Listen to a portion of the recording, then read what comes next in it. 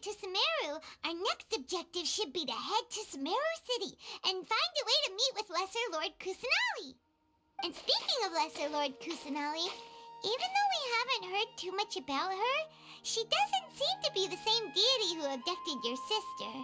But even so, people call Sumeru the Nation of Wisdom, you know. If we can get a chance to meet the God of Wisdom, maybe she can give us some useful information. But, Paimon doesn't know the way to Sumeru City. Maybe we can climb up to that spot with the statue of the Seven on it. That'll give us a way better view of things. Even if we can't see exactly where the city is, at least we'll be able to check for some smaller settlements nearby. Wait a second. Look! There's someone up ahead! Perfect timing! Now we can just ask for directions rather than wander around like lost adventurers. Hey there! We're not from around here and seem to have gotten a little lost. We'd like to ask for some directions. Huh? Did they not hear Paimon? Hey! You over there! Could you give us some directions? Huh? What's going on here? There's no way she could have missed that. Oh, wait! Could she be ignoring us? How dare she? Well, even so, she might be heading someplace where we could find other people to ask. Let's keep our distance and follow her. When we get the chance, we'll just ask someone else for directions.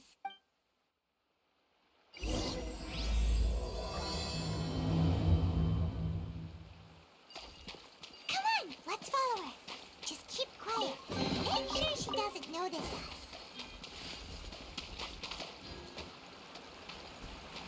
Body and mind. Huh? She just walked near that small waterfall and then suddenly vanished. Let's go take a closer look.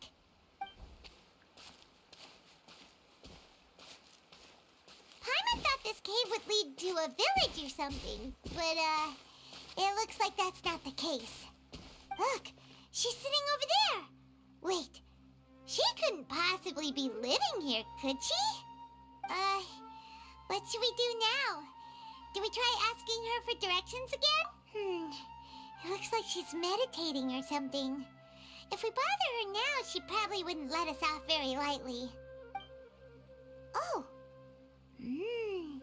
What a lovely smell! It's coming from that sensor over there. This is definitely not your typical place to call home, but at least it smells nice. Maybe living here wouldn't be too bad after all. Huh? What's the matter? You don't look too good. What? Is the smell making you feel sick? Strange. Paimon doesn't feel anything.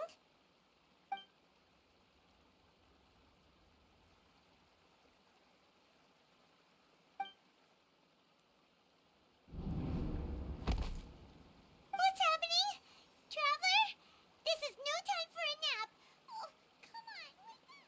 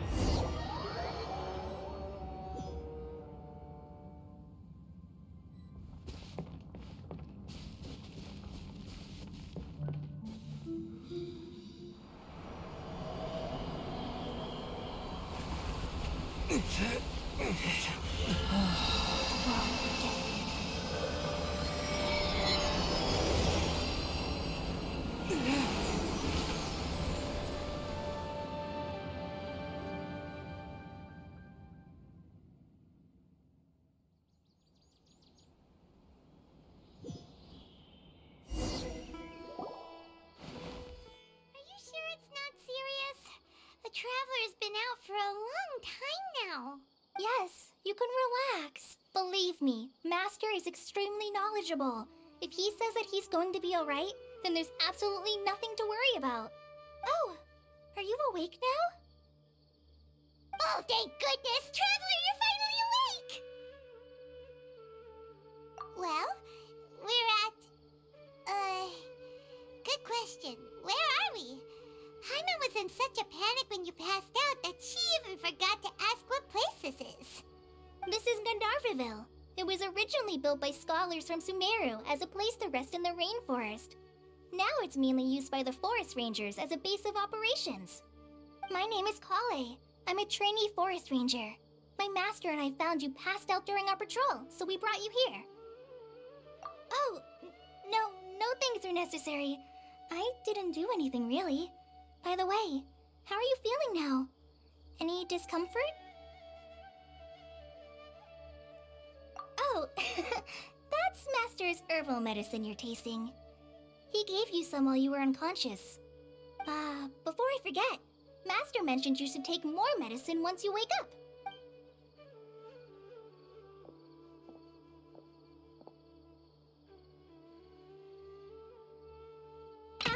Whoops! Kale, what's the matter? Were you trying to retrieve the medicine? As I've already told you, you must be careful with these. I'll get it for you once I am finished here. Sorry, Master. Now, the guide to Avidia Forest's edible fungi is clearly posted on our bulletin board, but if Farbode forgets which mushrooms to avoid one more time, I'll have no choice but to leave the guide somewhere a little more visible.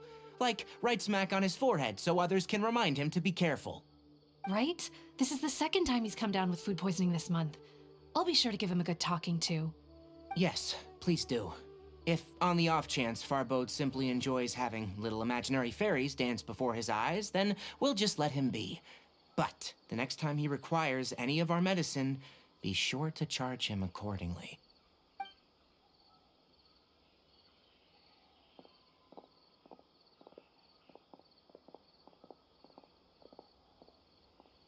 So, how are you doing? Feeling better? Oh, this is my master, Forest Watcher Tainari. He is chief officer over all the rangers here in Gandharvaville. I already informed Paimon about the reason you fell unconscious earlier. But now that you're awake, let me explain it for you as well. It is common practice for Sumeru scholars of certain darshans to dedicate themselves to training in meditation in isolated areas, particularly the nearby forests. While meditating, they use a certain incense known as Spirit Borneal to help calm their minds as they enter a state of deep rumination. In hopes of asking directions, you two followed a scholar named Hypatia into her cave. The incense you smelled inside was the Spirit Borneal I just mentioned. That incense typically has no effect on most people, but for a very select few, it can have profound effects on one's cognition, as you experienced firsthand. Does that make sense? Very good. Now, answer me this. Did you feel anything after passing out? Say, any out-of-body experiences, or did you see anything while unconscious?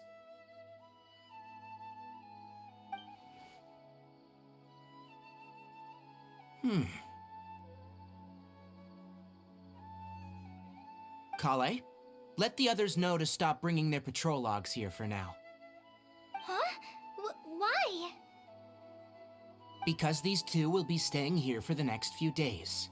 They can have my room and I'll bunk with Amir. Now get a move on and be sure to do as I've said.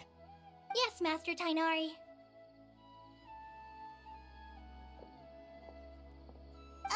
Wait, hold on a second. Can you tell us what's going on? Sure, let me fill you in. I originally planned to send you on your way once you finished your medicine. However, it appears now that you should stay a while longer in Gandharvaville for further observation while you recuperate. Further observation? No need to be hasty. As long as you have the capacity to judge between right and wrong, I promise that you'll understand the gravity of the situation once I explain everything to you. Based on what you saw after smelling the incense and losing consciousness, we can conclude that you experienced a powerful hallucination, which suggests your mental state is not in the best of shape. If you're skeptical, have a whiff of this.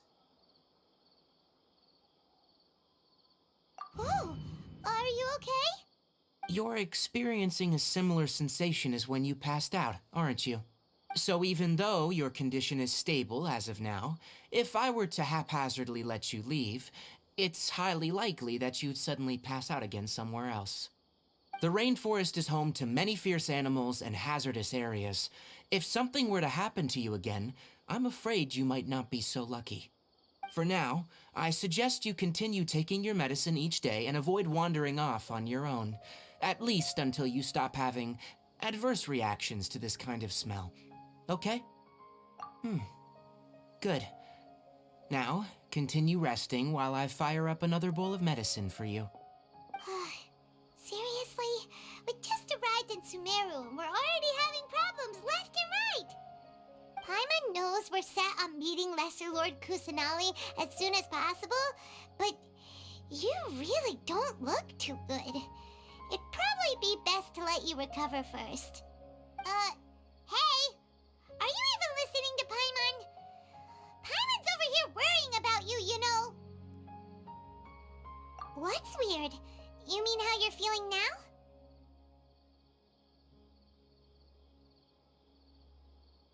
You mean the vision of tree roots and red skies you saw? But if those weren't hallucinations, what could they be?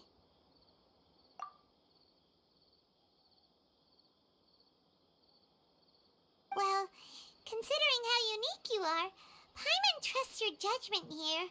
But why didn't you say anything about it to Tainari? If he misjudged your condition, then there's a chance you could get worse, right?